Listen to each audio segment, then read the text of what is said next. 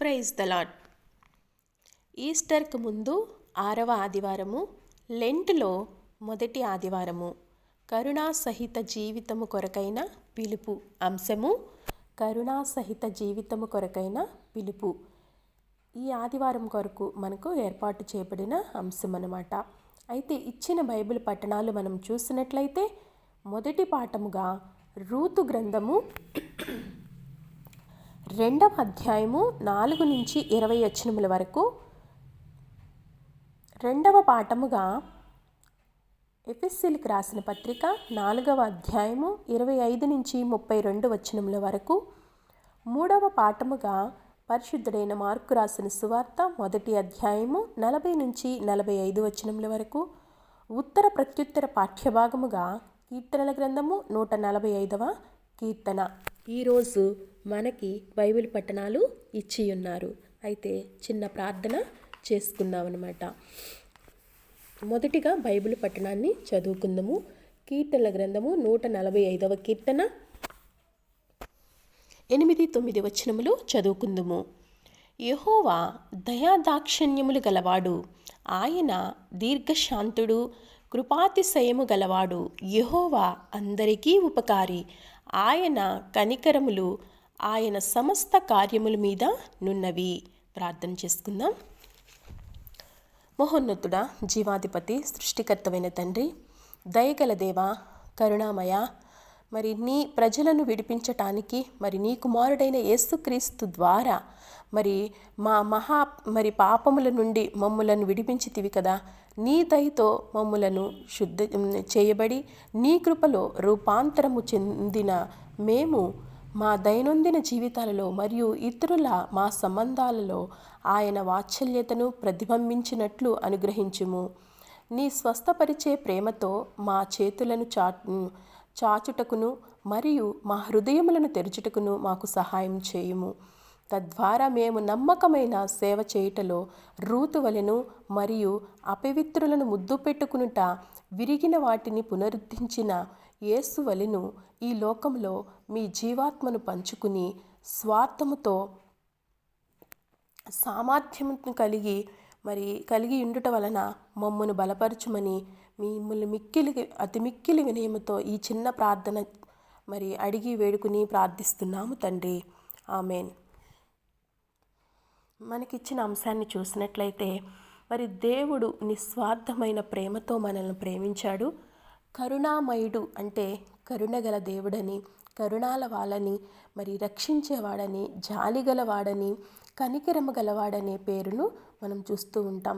అలాంటి కరుణామయుడు, అలా కరుణ కలిగిన తండ్రి, అలా జాలి కలిగిన తండ్రి ఏం చేస్తున్నాడంటే ఈ కరుణాసహిత జీవితము కొరకైన పిలుపు కొరకు మనల్ని పిలుస్తున్నాడు. ఈ లెంట్ డేస్లో మీరు ఏ విధంగా ఉండాలో అని కూడా కొన్ని లెంట్ డేస్ అనే కాదు, కానీ ప్రతి విషయాల్లో కూడా మీరు ఏ విధంగా ఉండాలో దేవుడు మన జీవిత కాలంలో పేదల పట్ల కానీ పరదేశుల పట్లే కానీ మనకి కలిగి చుట్టుపక్కల ఉన్న వారిని మనకి మంచిగా అనిపించని వారిని కూడా వారిని మంచిగా తీసుకుంటూ వారికి పరిచర్య చేసే వారిలా ఉండాలని దేవుడు చక్కగా కరుణాసహిత జీవితం కొరకైన ఒక పిలుపుగా మనలను పిలుస్తున్నాడనమాట.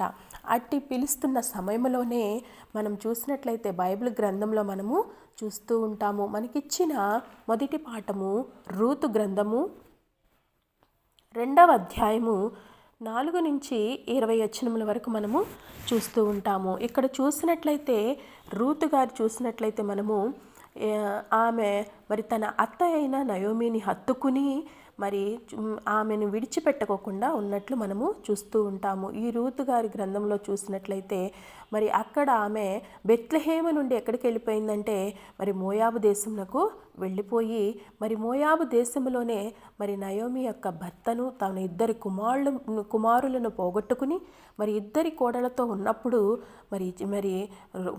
ఓర్పా అనే కోడలు కూడా ఏం చేస్తుందంటే తాను వెళ్ళిపోతుంది. ఏం చేసిందంటే నేను అక్కడ చూసినట్లయితే మన మొదటి అధ్యాయము 4వ వచనంలో చూసినట్లయితే వారు మోయాబు స్త్రీలను పెళ్లి చేసుకుని వారిలో ఒక దాని పేరు ఓర్పా, రెండవ దాని పేరు రూతు.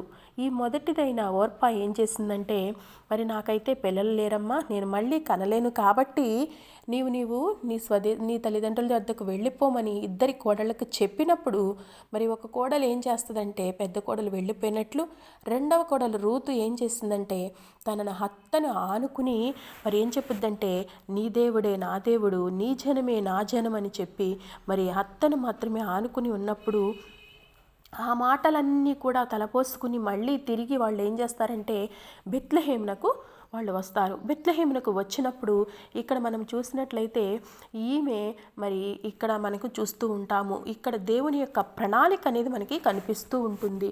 రూతు పట్ల దేవుని యొక్క ప్రణాళిక అనేది కనిపిస్తూ ఉంటుంది. ఇక్కడ బోయాజు అని మరి బెత్లెహేము నుండి మరి వచ్చి యెహోవా మీకు తోడయుండును గాక అని కోయివారితో చెప్పగా వారు యెహోవా నిన్ను ఆశీర్వదించును గాక అనిరి. మరి ఇక్కడ చూసినట్లయితే మనకిచ్చిన 2వ అధ్యాయము 4 నుంచి మనం చూసినట్లయితే ఇక్కడ మనం చక్కగా చూస్తూ ఉంటాము.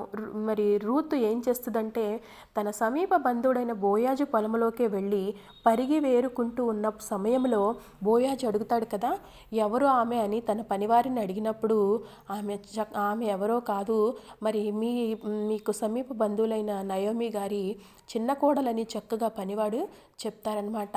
ఆమె ఏ విధంగా తన అత్తను హత్తుకుని ఏ విధంగా ఉందో మరి ఆ వివరాలన్నీ కూడా చక్కగా బోయాజుకు చెప్పినప్పుడు బోయాజు ఏం చేస్తాడంటే చక్కగా ఆమె యందు మరి కటాక్షము కలుగుద్దంట, వాత్సల్యత కలుగుద్దంట అని మనము చక్కగా చూస్తూ ఉంటాము. మరి అలా విధంగా మరి ఉంది కాబట్టే మరి బోయాజు మరి ఆ రూతును మరి ఆమె యందు దయపుట్టి ఆమె యందు వాత్సల్యత కలిగి ఆమె యందు మరి మనం 10వ వచనం చూసినట్లయితే అందుకు ఆమె సాగిలపడి తల వంచుకుని, ఏమి తెలిసి పరదేశీనైన నా యందు లక్ష్యం ఉంచినట్లు నీకు కటాక్షము కలిగినని చెప్పగా బోయాజు, నీ పెనిమిటి మరణమైన తర్వాత నీవు నీ అత్తకు చేసినదంతయు నాకు తెలియబడెను అని చక్కగా చెప్పాడు. కాబట్టే నీకు దేవుడు సంపూర్ణమైన బహుమానం ఇస్తాడు.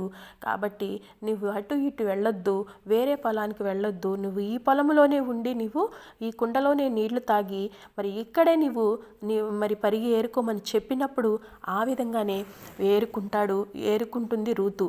ఏరుకున్నప్పుడు మరి అక్కడే యవనులకు చెప్తారనమాట, ఏంటంటే రూతు జోలికి ఎవరు వెళ్ళొద్దు అని చక్కగా ఆజ్ఞాపించినట్లు మనము చూస్తూ ఉంటాము. 13వ వచనంలో చూసినట్లయితే అందుకు ఆమె, నా ఏలినవాడా, నేను నీ పనికత్తులలో ఒక దానిని కాకపోయినను నీవు నన్ను ఆదరించి నీ దాసురాలినగు నాయందు ప్రేమ కలిగి మాట్లాడితివి కనుక నా ఎడల నీకు కటాక్షము కలుగునిమ్మని చెప్పాను. చూసారా, మరి కటాక్షం అనేది కలిగిందని చక్కగా మరి రూతు బోయాజ్ని పొగిడినట్లు మనము కూడా చూస్తూ ఉంటాము. తన ప్రేమను వ్యక్తపరిచినట్లు కూడా చూస్తూ ఉంటాము. ఈ విధముగా దేవుని యొక్క ప్రణాళిక అనేది ఇక్కడ కనిపిస్తూ ఉంటుంది. దేవుడు మనం అనుకుంటాము వాడు ఎందుకు పనికిరాడులే, వాడు ఎందుకు ఎన్నిక లేని వాడులే అని మనం తీసి పారవేయొచ్చు. కానీ దేవుడు ఏం చేస్తాడంటే ఆయన ప్రణాళిక అనేది వేరుగా ఉంటుంది. ఆయన ప్రణాళిక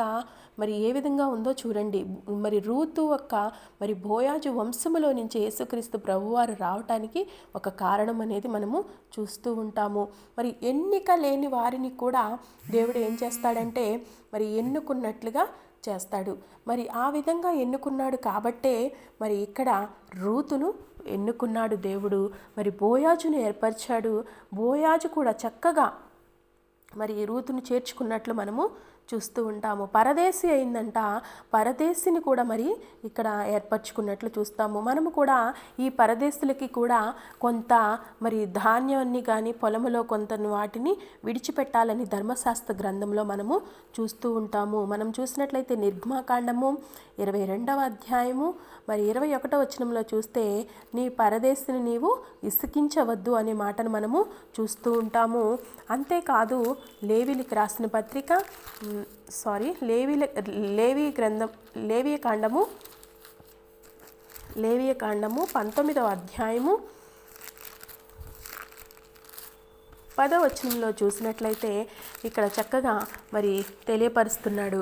ఏంటంటే, నీ ఫలవృక్షముల తోటలో రాలిన పండ్లను ఏరుకొనకూడదు, బేదలకును పరదేశులకును వాటిని విడిచిపెట్టవలెను. చూసారా, మరి దేవుడు చెప్తున్నాడు కదా. మరి ఏంటంటే, నీవు నీ పొలంలో ఉన్న కొన్ని పంటలు రాలిపోయినాయి, అవన్నీ ఉంటాయి కదా, మీరు ఆ పనులు వేసేటప్పుడు కొద్దిగా విడిచిపెట్టవలను. ఎందుకంటే అవి బేదలకును, మరి ఎవరికి ఉంటాయంట, బేదలకును మరి పరదేశులకును వాటిని విడిచిపెట్టాలంట. మనం అనుకుంటాం, అయ్యో వీడు పరదేశివాడు, వీడు మన ఊరు వాడు కదా వీడు అని కొంతమంది ఏం చేస్తారంటే చులకనగా చూడటం అనేది చూస్తూ ఉంటాం. కానీ పరదేశుల పక్షమున, బేదల పక్షమున దేవుడు ఉంటాడంట. వారిని గురించి దేవుడు వ్యాజ్యమాడతాడు అని కూడా దేవుడు బైబిల్ గ్రంథంలో రాసి ఉంది. అదేవిధంగా మనం చూసినట్లయితే మరి నిర్గమకాండము మరి మనము చూస్తూ ఉంటాం. 3వ అధ్యాయంలో కూడా మనం చూసినట్లయితే నిర్గమకాండము 3వ అధ్యాయంలో కూడా చక్కగా దేవుడు మరి తెలియపరుస్తున్నాడు. ఏంటంటే 3వ అధ్యాయము 21వ వచనంలో చూసినట్లయితే, మరియు నేను ఈ జనుల ఎడల ఐగుప్తులకు కటాక్షము కలుగజేసేదను కనుక. చూసారా, మరి ఇక్కడ ఐగుప్తు దేశంలో ఉన్న మరి ఇశ్రాయేలు జనాంగాన్ని పట్ల మరి ఐగుప్తులకి ఏం చేస్తానంటే కటాక్షము కలుగజేస్తాను అని చక్కగా దేవుడు తెలియపరుస్తున్నాడు. అదేవిధంగా మనం చూసినట్లయితే మరి కరుణా కటాక్షంతో నేను నిన్ను మరి చక్కగా మనం చూస్తూ ఉంటాము. కీర్తనల గ్రంథము 103వ కీర్తనలో దేవుడు మనకి చక్కగా తెలియపరుస్తున్నాడనమాట. మరి 4వ వచనంలో చూసినట్లయితే, సమాధిలో నుండి నీ ప్రాణమును విమోచించుచున్నాను, కరుణా కటాక్షములను నీకు కిరీటముగా ఉంచుచున్నాడంట. చూసారా, కరుణని కటాక్షములను మనకేం చేస్తాడంట, కిరీటముగా ఉంచుతాడంట, కరుణని కటాక్షముని. అందుకనే మనం చూసినట్లయితే నిర్గమకాండములో మనం చూస్తూ ఉంటాము. నిర్గమకాండము 33వ అధ్యాయము చూసినట్లయితే 33వ అధ్యాయము 19వ వచనం చూసినట్లయితే, ఆయన నా మంచితనమంతయు నీ ఎదుట కనపరచెదను, యెహోవా అను నామమును నీ ఎదుట ప్రకటించెదను, నేను కరుణించు వానిని కరుణించెదను, ఎవని యందు కనికరపడుదునో వాని యందు కనికరపడెదను. మరి 17వ వచనం చూసినట్లయితే, కాగా యెహోవా నీవు చెప్పిన మాట చొప్పున చేసెదను, నీ మీద నాకు కటాక్షము కలిగినదని నీ పేరును బట్టి నిన్ను ఎరుగుదునని మోషేతో చెప్పగా. చూసారా, మోషేకి అక్కడ దేవుడు తెలియపరుస్తున్నాడు అనమాట. నేను ఎవరిని కరుణిస్తానో, నేను ఎవరిని కనికరిస్తానో వారినే కనికరిస్తాను అని చక్కగా దేవుడు తెలియపరుస్తున్నాడు. అందుకే నేను ఎవరినైతే కరుణించి దృష్టించుతానో వారికి కరుణంట 1000 తరముల వరకు ఉంటుందని తెలియపరుస్తున్నాడు. అదేవిధంగా చూసినట్లయితే మనము మరి 2వ పాఠముగా ఎఫెసీయులకు రాసిన పత్రిక మనం చూస్తూ ఉంటాము. మనకిచ్చిన 2వ పాఠాన్ని చూసినట్లయితే ఎఫెసీయులకు రాసిన పత్రిక 4వ అధ్యాయము 25 నుంచి 32 వచనముల వరకు మనకి ఇచ్చి ఉన్నారు. 25 నుంచి 32 వచనములు అనమాట. ఇక్కడ చూసినట్లయితే, మరియు ఒకరికొకరు అవయములై ఉన్నాము కనుక మీరు అబద్ధమాడుట మాని ప్రతివాడును తన పొరుగువానికి సత్యమే మాట్లాడవలెను. కోపపడుడు కానీ పాపము చేయుకుడి. సూర్యుడు అస్తమించు వరకు మీ కోపము నిలిచి ఉండకూడదు. అపవాదికి చోటియకుడి. మరి ఇక్కడ చూసినట్లయితే మరి ఇక్కడ మనకి చక్కగా రాసి ఉన్నాడు, మీరు కోపపడద్దు. మీరు కోపపడటం వలన అది ఎప్పటి వరకు ఉండాలంట, సూర్యుడు అస్తమించే అంటే సాయంకాల సమయం లోపు వరకే మీ కోపం ఉండాలి. కానీ దాన్ని మళ్ళీ ఉంచుకుంటే అది మీ కోపం ఏమైపోద్దంటే అది పగగా మారిపోయి ఆ పగ అనేక తరముల వరకు కూడా అది మనసులోనే ఉండిపోయి కక్ష అయిపోతుంది. కాబట్టి దేవుడు తెలియపరుస్తున్నాడు, మీరు కోపపడండి, కానీ ఆ కోపం ఎప్పటి వరకు అంటే సాయంత్రం వరకే మీ కోపం అనేది ఉండాలి. అందుకనే మీరు ఒకరినొకరు ప్రేమించుకోవాలని చక్కగా తెలియజేస్తున్నాడు. ఎందుకంటే నేను కరుణ గలవాడను, నేను జాలి గలవాడను, నేను కనికరము గలవాడను, కాబట్టి నేను దీర్ఘశాంతము గలవాడను, కాబట్టి మరి నేను ఒకరినొకరిని ఏ విధంగా ప్రేమిస్తున్నానో మీరు కూడా ఆ విధంగా మీరు ప్రేమించాలి. అందుకనే రూతు ఎడల దేవుని ప్రేమ వ్యక్తమై ఉన్నది కాబట్టే అది వ్యక్తపరిచాడు. మరి బోయాజు కూడా చూస్తాము కదా, మనము రోమీలకు రాసిన పత్రిక 5వ అధ్యాయంలో చూస్తూ ఉంటాము. బోయాజు చూపించిన ప్రేమే మరి యేసుక్రీస్తు ప్రభువారు కూడా మన ఎడల చూపించేటట్లు మనము చూస్తూ ఉంటాము. ఎందుకంటే మనము పరదేశులము, మనం దిక్కులేని వారము, ఎందుకు పనికిరాని వారి మనలను, పాపములో మగ్గియున్న మనలను ఆయన విడిపించడానికి మరి తన ప్రేమ మరి మనల్ని విడబాపకుండా మరి ఆయన ప్రేమతో మనలను రక్షించుకున్నాడు అన్నట్లు మనము చూస్తూ ఉంటాము. అయితే మనం చదువుకుంటున్న ఎఫెసీలకు రాసిన పత్రిక 4వ అధ్యాయంలో మనం చూసినట్లయితే 32వ వచనంలో చూసినట్లయితే, ఒకనినొకడు దయ కలిగి కరుణాహృదయులై క్రీస్తునందు దేవుడు మిమ్మును క్షమించిన ప్రకారము మీరును ఒకరినొకరు క్షమించుకునుడి. చూసారా, ఈ లెంట్ డేస్లో దేవుడు మనకొక మరి పిలుపునిస్తున్నాడు. ఏంటంటే, మీరు సమస్తమైన దూషణ మాటలు మానండి, మీ కోపమును, మీ అసూయను, మీ ద్వేషమును విడిచిపెట్టి మీరు ఎవరి వైపు చూడాలంటే కరుణామయుడైన యేసుక్రీస్తు వైపు చూస్తూ ఆయన జాలి చేత మరి హస్తములు చాపుతూ మనల్ని పిలుస్తున్నాడు.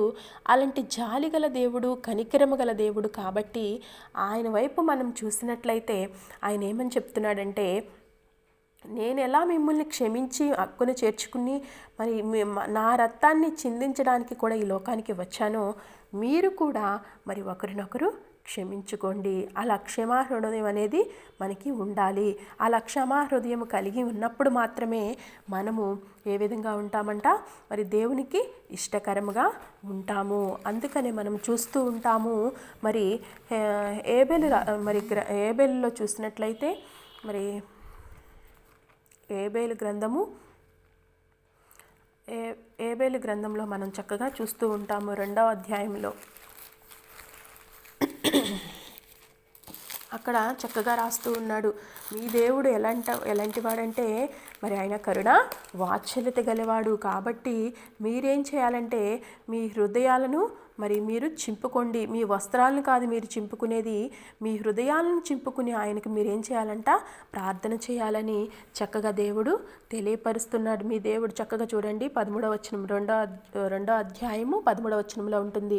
మీ దేవుడైన యెహోవా కరుణావాత్సల్యము గలవాడును శాంతిమూర్తియు అత్యంత కృపగలవాడై ఉండి తాను మరి చేయనుద్దేశించిన కీడు చేయక పశ్చాత్తాపడును కనుక మీ వస్త్రములను కాక మీ హృదయములను చింపుకునుడి. చూసారా, దేవుడు తెలియపరుస్తున్నాడు. మీరు మరి ఉపవాసం ఉంటున్న మీరు, కన్నీరు విడిచుచు మనఃపూర్వకంగా దేవుని యొద్దకు మీరు వస్తున్న మీరు ఏ విధంగా ఉండాలని తెలియపరుస్తున్నాడంటే కరుణ కలిగిన వారై ఉండాలి. మరి ఈ రోజుల్లో మనము చూస్తూ ఉంటాము కదా, మనం చూస్తున్నట్లయితే ఈ రోజుల్లో మనము చాలా వరకు చూస్తూ ఉంటాము. ఏంటంటే ఉపవాసం ఉన్నాము, మేము అలా ఉంటాము, ఎలా ఉంటామని తెలియపరుస్తూ ఉంటారు. కానీ ఉపవాసం ఉండి ఏం చేస్తారంటే మరి వారి పనులు వారు చేసుకుంటూ ఉంటారు, దేవునితో సహవాసం ఉండరు, మరి దిక్కుమాలిన వారిని ఆదరించరు, ఆకలిగిన వారికి ఆహారం పెట్టరు, మరి వస్త్రహీనులైన వారికి వస్త్రాలు ఇవ్వరు, మరి ఉపవాసం ఉన్నామని తెలియపరుస్తారు. కానీ దేవుడు అలా అంటలేదు. నేను దినమెల్లా చేతులు చాపుచూ పిలుచుచున్నానని తెలియపరుస్తున్నాడు. ఏమనంటే దినమెల్లా నేను చేతులు చాపి పిలుస్తున్నాను, మీరు ఎవరైనాను జాలిగల హృదయం కలిగిన వారై ఉండాలని తెలియపరుస్తున్నాడు. అంతేకాదు మనం చూసినట్లయితే మనకిచ్చిన మరి 3వ పాఠంను చూసినట్లయితే అక్కడ మరి చక్కగా రాస్తున్నాడనమాట మార్కు సువార్త 1వ అధ్యాయము మనం చక్కగా చూసుకోవచ్చు. మార్కు సువార్త 1వ అధ్యాయము చూసినట్లయితే అక్కడ మరి యేసుక్రీస్తు ప్రభువారు చేసిన మరి క్రియను మనము చూస్తూ ఉంటాము. 40 నుంచి 45 వచనముల వరకు మనకి సువార్త పాఠంగా ఇచ్చి ఉన్నారు. ఒక కుష్ఠిరోగి ఆయన ఎద్దుకు వచ్చి తన ఎదుట మోకాళ్ళుని, నీకిష్టమైతే నన్ను శుద్ధినిగా చేయగలవని ఆయనతో చెప్పాను. అప్పుడు చూడండి, ఇక్కడ చూసారా, మరి ఒక కుష్ఠరోగి వచ్చి అడుగుతున్నాడు కదా, నీకు ఇష్టమైతే నన్ను శుద్ధినిగా చేయయ్యా అని చక్కగా అడుగుతున్నాడు. అడిగినప్పుడు యేసుక్రీస్తు ప్రభు వారు చక్కగా సమాధానం చెప్తున్నారు. చూడండి, ఆయన ఎలా అడిగాడు? మామూలుగా అడగలేదండి, వేడుకున్నాడంట. ఆ మాటలోనే అర్థం ఉంది చూడండి. వేడుకొనటం అంటే బతిమాలు కొనటము. మరి చక్కగా, అయ్యా నాకు చెయ్యాలి, నువ్వు తప్ప నాకెవరున్నారు ఈ కార్యం చేయటానికి, కాబట్టి అయ్యా నువ్వు నాకు చెయ్యి అని వేడుకున్నాడంట. ఆ వేడుకొనటం వలన ఏమైందంటే ఆయన యందు యేసుక్రీస్తు ప్రభువారికి కనికరము కలిగిందంట. అందుకే చూసారా, మరి మనం చూసుకుంటూ ఉంటాం కదా, మరి కనికర పడ్డాడంట. అక్కడ చూసినట్లయితే మరి 41వ వచనంలో చూసినట్లయితే అక్కడ ఆయన కనికరపడి చెయ్యి చాపి వానిని ముట్టి, నాకిష్టమే, నీవు శుద్ధుడవు కమ్మని వానితో చెప్పెను. వెంటనే కుష్ఠిరోగము వానిని విడిచెను, కనుక వాడు శుద్ధుడాయను. చూసారా, నాకు ఇష్టమేనయ్యా నువ్వు బాగుపడటం, కాబట్టి నువ్వు బాగుపడటం నాకు ఇష్టమేనని చెప్పి చెయ్యి ముట్టుకుంటే చక్కగా ఆయనలో ఉన్న కుష్టి అంతా పోయి మరి దేవుని ఏం చేశాడంట? మహిమపరిచాడంట. మరి ఈ మహిమ ఆయన ఎవరికి చెప్పొద్దని ఖండితంగా ఆజ్ఞాపించాడు మోషేకి. మరి ధర్మశాస్త్రము ప్రకారము నువ్వు మోషేకి మరి నియమించిన కానుక నువ్వు సమర్పించు. అలా సమర్పించి మరి ఎవరికి చెప్పొద్దని చెప్పినప్పటికీ కూడా మరి ఆయన ఏం చేశాడంటే ఆ సువార్త అనేది మరి విస్తారముగా ఆయన ప్రకటించాడు. ఆ విస్తారముగా ప్రకటించడం వలన ఆ ప్రాంతంలో మళ్ళీ యేసుక్రీస్తు ప్రభువారు మరి తిరిగి అక్కడ లేకుండా మళ్ళీ వేరొక ప్రాంతానికి వెళ్ళినట్లు మనము చూస్తాము. ఎందుకంటే ఆయన మీద ఏం చేశాడంట?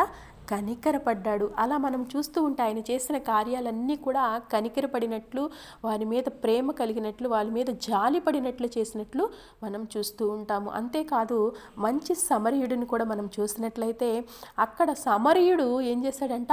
మరి మంచిగా చక్కగా మరి జాలిపడి చక్కగా నూనె రాసి మరి కట్లు కట్టి మరి చక్కగా పూటకూలి వాని వద్ద ఇంటి దించి, నేను మళ్ళీ వస్తాను, వచ్చినప్పుడు నీకేమైనా ఖర్చు అయితే మళ్ళీ తిరిగి నేను నీకు ఇస్తాను, కాబట్టి మరి ఈ వ్యక్తిని నువ్వు చక్కగా చూడమని ఆ మంచి సమరయుని కథ మనం పిల్లలకి కూడా చెప్తూ ఉంటాం కదా. మరి ఇక్కడ చూసినట్లయితే మరి ఆ విధముగానే మనం ఏం చేయాలంటే జాలి కలిగి కనికరము కలిగి ఉండాలి అని దేవుడు తెలియపరుస్తున్నాడు. అందుకనే ఆయన ధన్యతలలో కూడా మనము చూస్తూ ఉంటాము. మత్తయి సువార్త మరి అక్కడ చూసినట్లయితే మత్తయి సువార్తలో మనం చూస్తూ ఉంటాం కదా, కనికరము గల వారు ధన్యులు, వారు కనికరము పొందుదురు. మత్తయి సువార్త 5వ అధ్యాయము 7వ వచనంలో చూస్తూ ఉంటాము. కనికరము గల వారు ధన్యులు, వారు ఏం చేస్తారంట?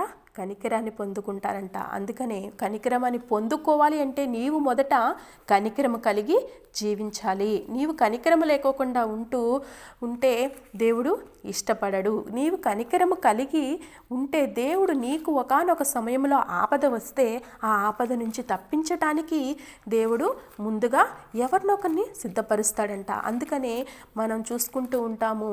మరి మనకిచ్చిన మరి ఉత్తర ప్రత్యుత్తర పాఠ్యభాగంలో 145వ కీర్తనలో కూడా ఉంటుంది.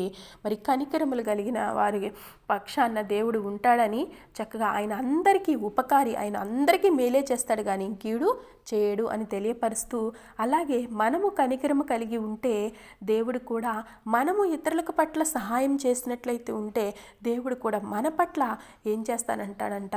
మనల్ని ఆపద కలిగినప్పుడు మనల్ని చూసి నవ్వకుండా మనకి సహాయం చేస్తాను అని దేవుడు తెలియపరుస్తున్నాడు. మరి కీర్తనల గ్రంథము 41వ కీర్తనలో మనం చూస్తాము, బేదలను కటాక్షించువాడు ధన్యుడు, ఆపత్కాలమందు యెహోవా వానిని తప్పించును. చూసారా, ఆయన అక్కడ ఆపత్కాలమందు ఎవరిని తప్పిస్తాడంట? మరి బేదలను ఎవరైతే కరుణిస్తారో, ఎవరైతే మరి హత్తుకుంటారో, మరి వారిని కాపాడుతారో అట్టి వారిని మాత్రమే దేవుడు ఏం చేస్తానంటున్నాడు?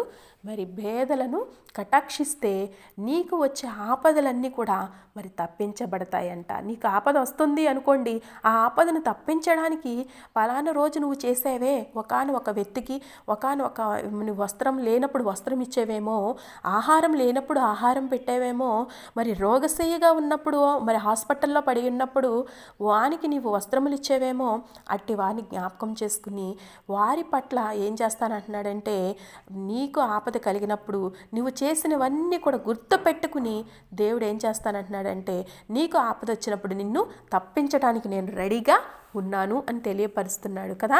4వ వచనంలో కీర్తన గ్రంథము 41వ అధ్యాయము 4వ వచనంలో చూసినట్లయితే, యెహోవా నీ దృష్టి ఎదుట నేను పాపం చేసి ఉన్నాను, నన్ను కరుణింపుము, నా ప్రాణమును స్వస్థపరచుము అని మనవి చేసి ఉన్నాను. చూసారా, మరి దేవుని దగ్గరికి వచ్చి మనము అడిగినట్లయితే ఆయన ఏమంటున్నాడంటే, మరి నువ్వు చేసిన వాటిని బట్టి నేనేం చేస్తానంటున్నాడు, నిన్ను క్షమిస్తాను, నిన్ను తప్పిస్తానని కూడా దేవుడు తెలియపరుస్తున్నాడు. అంతేకాదు దావీదు కూడా చక్కగా మంచి పశ్చాత్తాప కీర్తన చక్కగా రాస్తున్నాడు. 51వ కీర్తనలో, దేవా నీ కృప చొప్పున నన్ను కరుణింపుము, నీ వాత్సల్య బాహుళ్యము చొప్పున నా అతిక్రమములను తుడిచివేయుము. అయ్యా నీ వాత్సల్యతను బట్టి నువ్వేం చేస్తావంటే నా పాపాలను తుడిచివేయ్యా, నువ్వు కృపగలవాడివి కదా, నీవు దయగలవాడివి కదా, అయ్యా నన్ను కరుణించయ్యా అని చక్కగా అడుగుతున్నాడు. అంతేకాదు మనం చూసుకున్నట్లయితే విలాప వాక్యాల్లో మనము చూస్తూ ఉంటాము. విలాప వాక్యాల్లో చూసినట్లయితే మరి యెహెజ్కేలు తర్వాత ఇర్మియా తర్వాత విలాప వాక్యాలు ఉంటుంది. విలాప వాక్యాలు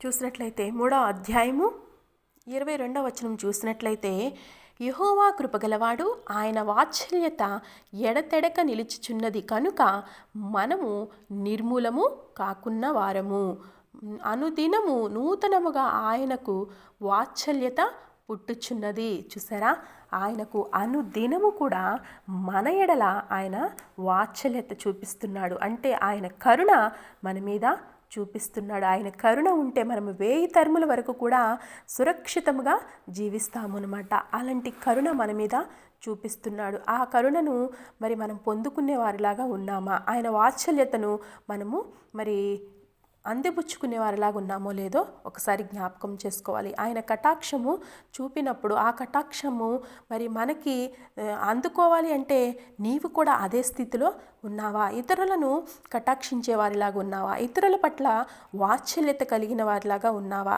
ఎంతవరకు నీవు ఉన్నావు అని చక్కగా ఎఫెసీయులకు రాసిన పత్రికలో చక్కగా మనకి 2వ పాఠంలో తెలియపరుస్తున్నాడు.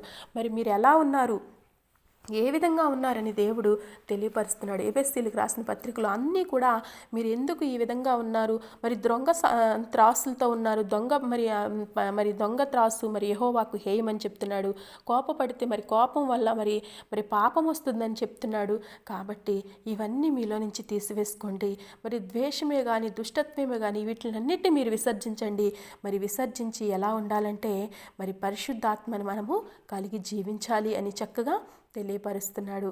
మరి ఆ విధంగా ఉండాలి అని మరి గ్రంథంలో మనము చూస్తూ ఉన్నాము. అంతేకాదు మనం చూసినట్లయితే మరి చక్కగా మరి యూదా రాసిన పత్రికలో ఒకే ఒక పత్రిక ఉంటుంది.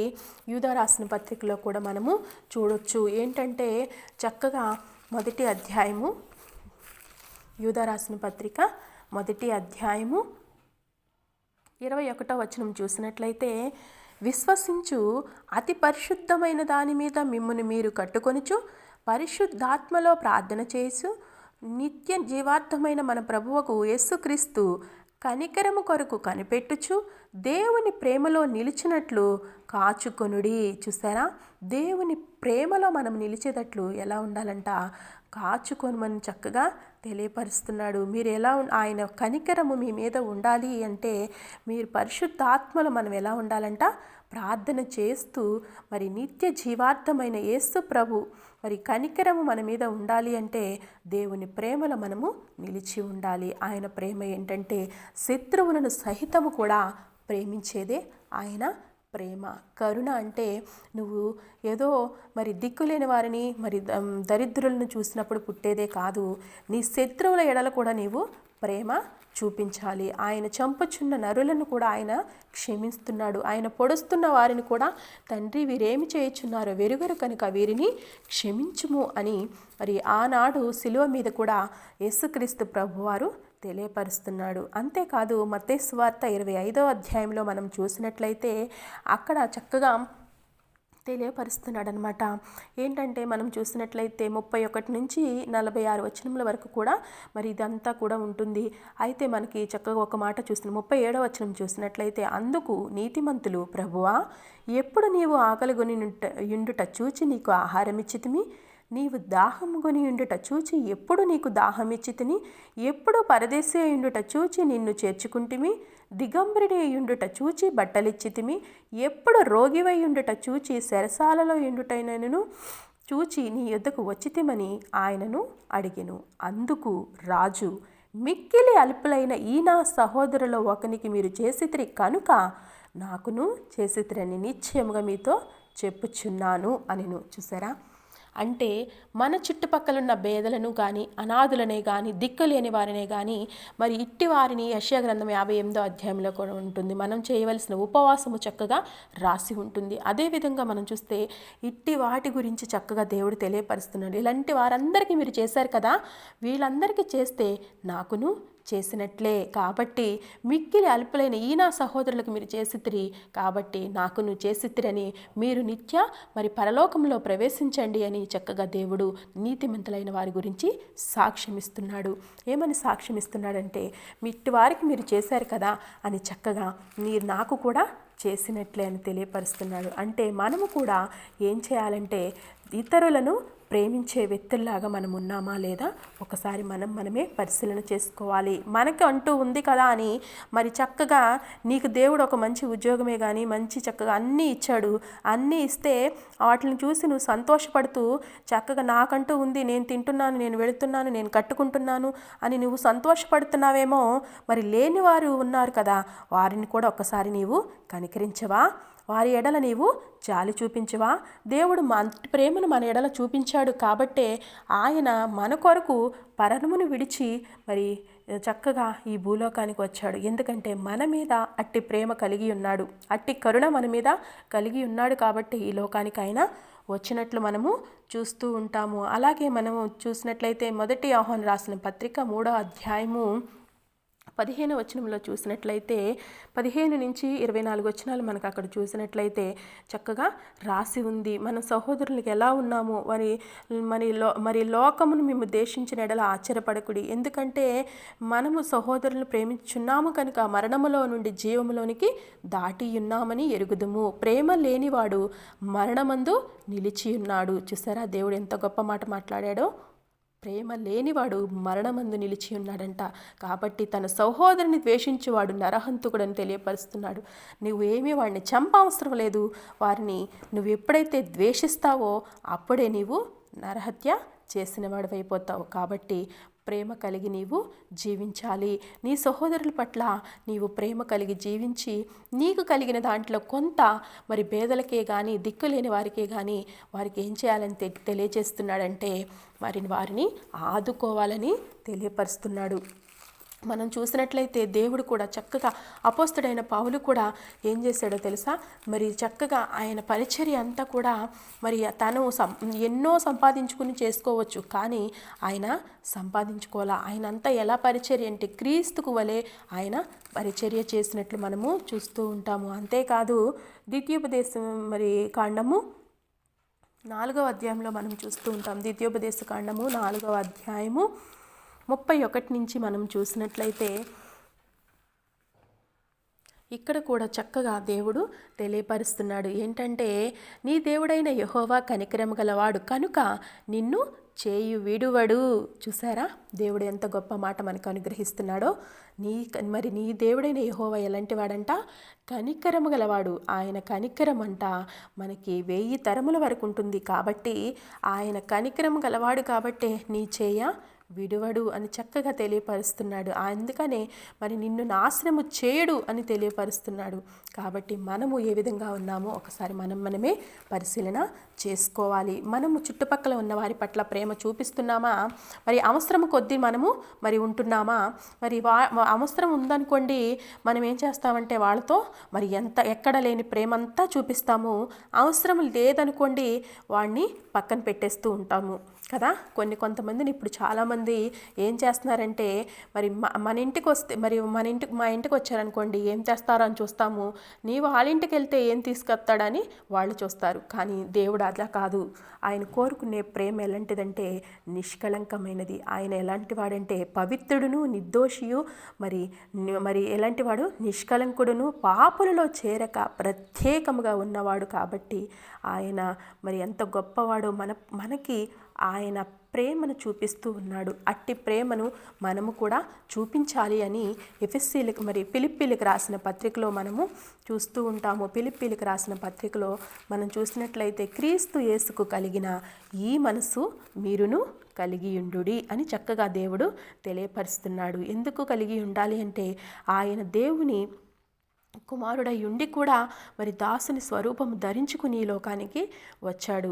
ఆయన వచ్చి మరి మనుషుల పోలికగా పుట్టి దాసుని స్వరూపం ధరించుకుని తన్ను తాను రిత్తునిగా చేసుకుని ఆయన ఆకారమందు మనుష్యుడిగా కనబడి మరణము పొందునంతగా ఆయన శిలువ మరణము పొందునంతగా విధేయత చూపిన వాడై తన్ను తాను తగ్గించుకున్నాడు. చూసారా, అట్టి తగ్గింపు మనసు మరి ఈ రోజుల్లో మనలను దేవుడు పిలుస్తున్నాడు. మరి ఏమనంటే, ఈ లెంట్ డేస్లో ఉంటూ నీవు రోజు ఆరాధనకు వెళుతున్నావేమో, మరి లెంట్ డేస్ చక్కగా ప్రారంభిస్తూ చక్కగా నీ హృదయాన్ని మార్చుకోవాలని చూస్తున్నావేమో, జాగ్రత్త. నీ చుట్టుపక్కల ఉన్న వారిని నీవు ప్రేమించక పక్షాన, నీ చుట్టుపక్కల ఉన్న వారికి నీవు సహాయం చేయకపోతే, నీ దగ్గర ఉండి కూడా మేలనేది చేయనెరిగియు అది చేయకపోవటం పాపము అని మరి భక్తుడు తెలియపరుస్తున్నాడు. కాబట్టి నీవు అందుకని ఏబు చూసారా, మరి ఏబు చేసిన కార్యాలన్నీ ఇన్ని కాదంట. ఆయన చేసిన కార్యాలు బట్టే దేవుడు కూడా మరి చక్కగా ఆయనకి రెండంతల ఆశీర్వాదం ఇచ్చాడంట. దిక్కులేని వారిని ఆదుకున్నాడంట. విధవరాళ్లను పక్షాన ఆయన మరి వ్యాజ్యమాడాడంట. ఈ విధంగా చూసినట్లయితే మరి యేసుక్రీస్తు ప్రభువారు కూడా ఆయన కనికిరపడే అనేక అద్భుత కార్యాలు చేసినట్లు మనము చూస్తూ ఉంటాము. అయితే మనకు దేవుడు తెలియపరుస్తున్నాడు, ఈ లెంట్ డేస్లో నీవు జీవిస్తున్న నీవు ఉపవాసం ఉంటూ మరి ఈ ఉపవాస ఆహారాన్ని మళ్ళీ సాయంత్రం నువ్వే తినేస్తున్నావేమో ఒకసారి జ్ఞాపకం చేసుకోండి.